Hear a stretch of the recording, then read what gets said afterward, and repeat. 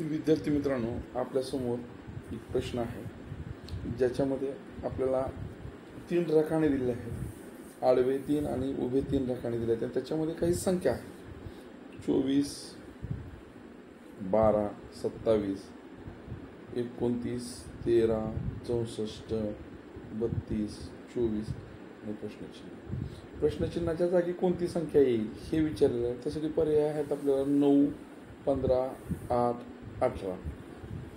आता प्रश्नचिन्हाच्या जागी संख्या शोधण्यापूर्वी आपल्याला या 2 रोमध्ये आडव्या बाजूने किंवा उभ्या बाजूने काहीतरी तिन्ही संख्यात संबंध जुळतोय का ते पाहावं लागेल.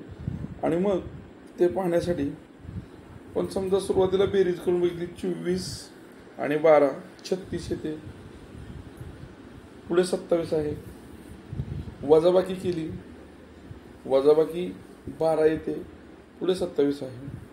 29 आणि 13 यांची बेरीज केली, 42 येते, पुढे 64 आहे. म्हणजे बेरीज करून इथं आपला उत्तरापर्यंत जाण्यासाठी मार्ग दिसत नाही. आपला जर बेसिक व्यवस्थित असेल तर आपल्याला एक गोष्ट जाणवेल की या कॉलममधील ही संख्या आणि ही संख्या घन संख्या आहेत. म्हणजे 27 हा 3चा घन आहे, 64 हा 4चा घन आहे. म्हणजे आपण एक निकष लावू शकतो की पर्यायाच्या ठिकाणी सुद्धा आपल्याला घनसंख्या असेल. विचारलेल्या ठिकाणी पर्यायामध्ये 8 ही घनसंख्या आहे, 2चा घन 8. परंतु असं अंदाजे उत्तर काढून चालणार नाही. आपल्याला त्यासाठी निश्चित काहीतरी निकष लावावा लागेल. आणि तो निकष कसा लावायचा ते बघूया आपण. पहिली संख्या 24 वजा 12 केलं, वजाबाकी आली 12. त्या 12ला आपण 4 भागतोय.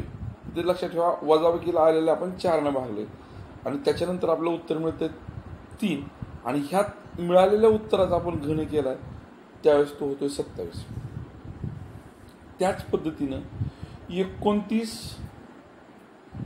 वजा 13 केल्यानंतर आपलं उत्तर मिळेल 16.